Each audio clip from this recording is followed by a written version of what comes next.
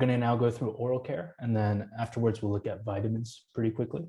The category overall, it's growing about 11% year on year. So the analysis here is from almost 15 million different data points about oral care. In terms of categories, what we found really interesting when we looked into the data, it's similar to what we saw in some other categories, is this focus on really, really specific use cases. So the specialization in a sense. We see dental guards, retainer cleaners, mouth guards among sort of the top category opportunities. So things that are going to grow really quickly from small to larger. Meanwhile, some more things like toothpaste or mouthwash, these more mature areas have less growth potential next year when we look into it. When we look at themes, we see another area which this is really surprising to us, and that makes it more interesting, is that a lot of these themes that are being sort of applied to products to access new niches, like vegan or fluoride free and so on, are actually going down in terms of the growth trajectory. We think the reason could be because when there was the whole, let's say the 3 to 6 month period after COVID really shut down the US, a lot of these terms started becoming much, much, much more popular. And so we think it's not that vegan, for example, or fluoride-free toothpastes are going to not be popular. It's that they will grow slower next year than they did this past year. In terms of forms, we looked at 13 forms. We saw a few surprises here as well. Things that were really niche are growing. These are the biggest opportunities we found in oral care are these in terms of forms, or really niche forms like dental wax, which people use. I think it's for retainer, or for braces and retainers and so on, to prevent sort of some friction or so. Tablets, toothpaste tablets or something like that, and picks and so on. But in terms of the decliners, there's some things like gels, pastes are declining, and sort of there's more mainstream areas. But there are some surprises, right? Like sprays is down marginally. And so that's something to keep an eye out on. For need states, it seems to be really logical what the need states that are growing are next year. It doesn't really seem like there's a lot of surprises. So what seems to be the overall theme is a focus on convenience, or more about the functional use rather than the benefits seem to be those top level need states. So, I don't have a lot of time. I'm going to start commuting to work again. I need something that's quick. I need something easy. I need something comfortable and convenient. And on the opposite side, it seems like the more benefit focused need states here, like it will freshen your breath, or these things that are kind of, they're nice, but they're not going to change whether or not you're on time for work, for example. They're not going to change. They're sort of optional, let's say. That we see those as sort of the declines in the future. In terms of sensory attributes, again, this seems to be very similar, but also this seems to be closer. It's like a combination of the forms and need trends we saw, where whether it's with the retainers or the sort of dental guards, relieving, maybe there's pain from people who are now grinding their teeth. I think if we go back a couple slides, teeth grinding was second here for need states. Fresh is growing, and so is gentle. But on the other side, clean feelings, foaming, light, and refreshing, they're not declining what clean feeling is. But the others seem to just sort of be flat, not growing, not declining very much. For flavors, one interesting thing we see, there's a lot more flavors that came up in our analysis than that has happened in the past. And so it is a potential for a lot of new innovations around differentiating your brand by working with new flavors, whether it's toothpaste, for example, working with new flavors. We see coconut oil as a flavor overall that seems to be trending upward. I'm not sure if it's because there's one brand that's making coconut oil toothpaste and consumers just love the fact that it has that flavor, or if there's another cause. Spearmint seems to also be growing, but that's a bit more competitive. So maybe a lower opportunity compared to the others. And a lot of these niche flavors like chocolate or strawberry, they do seem to be declining, but it is possible that the cause of that decline is just because there's not a lot. Maybe it's depending on, let's say, one or two brands are creating products with these flavors, and those brands overall are performing worse. That could be a potential cause.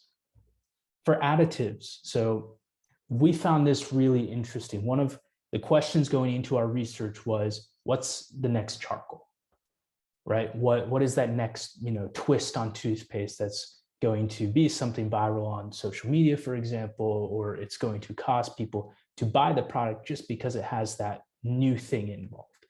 And we found that overall, in the things that we were looking at, these additives were declining. So we still have this open question. And this is an area that, as a company, we're going to search more into. We already spent last few days looking into it, and we'll spend the next couple of weeks trying to identify what is that golden opportunity. But overall, these additives seem to be on a downward trend. Again, it could just be because they were so popular over the last year or 2 years with charcoal, for example, that it's not a bubble where it's now free falling, but they just can't keep up with that really steep growth trajectory.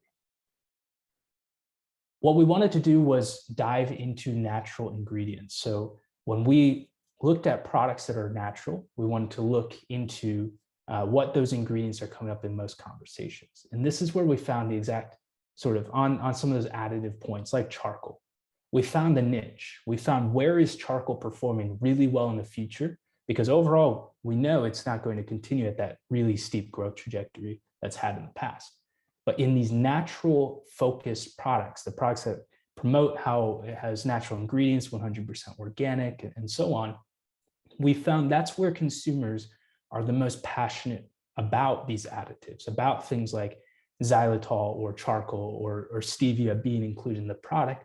And so if you've invested a lot in producing oral care products that have charcoal or have stevia as a sugar alternative, this is how you can make those products continue that steep growth trajectory, is by focusing them on the niche that is really concerned about these additives. On the other side, inside natural ingredients, we see less focus on benefits. So less focus again on freshening breath or killing germs, and much more focus on sort of what are these kind of trendy, let's say, the things that people actively go and they search for, like xylitol or glycerin, right? We also looked inside, so for natural products, where are natural where are consumers looking for natural at the sort of more frequently than they were in the past, so at that highest growth trajectory. And we saw whitening as the top thing for natural in terms of categories. So whitening pens, whitening gels, whitening strips. This is a really big opportunity for oral care brands to focus on when approaching natural as a category. On the other side, things like dental guard or electric toothbrush, naturally they don't come up a lot for natural, and tooth powder is an interesting one. But I think the real opportunity here to take away is that the whiteners is that opportunity, finding those different subcategories inside whitening for a new natural product. That's the golden spot there. In terms of themes, what is natural? How do you define natural? We see herbal as the #1 theme inside natural products for oral care. So if you really want to access that audience, easy way to do it, relatively speaking, is to make the product focused on its herbal elements, where it's using, whether it's the flavor is herbal or there's ingredients that are herbal, really emphasizing that claim is going to activate that audience. In terms of decliners, and this is an interesting nuance, organic and vegan, these can be, some people can say they're the same thing as herbal because herbs are organic and they're vegan usually, but they are 2 or 3 very different things. And so recognizing what is it that consumers, how do they perceive these benefits is always really important. That's how the consumer language can get past and sort of help you find these kind of insights. One thing here we found is, this is really what we've just gone over, where this non-toxic or sort of approaching oral care with plant-based products or herbal products and so on is a way to access that whitening or even cavity protection focus. Another thing was around the narrow use cases, right? As a conclusion for this section, things like retainers, mouth guards, dental guards, and so on, these are growing. They're still way smaller than the core categories like toothpaste or toothbrushes.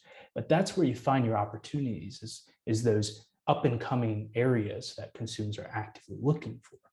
And in terms of wider flavor map, you might remember, overall the flavors, a lot of those niche flavors were declining, but it was interesting that they came up this year when we did our analysis, 1-2 years ago. There was way less diversity. And so one way you can approach innovation in oral care is to just invest in more diverse, more new flavors, shifting away from the core mint the core mint flavor, for example, and finding out what are those consumer taste preferences that could help activate a new trial.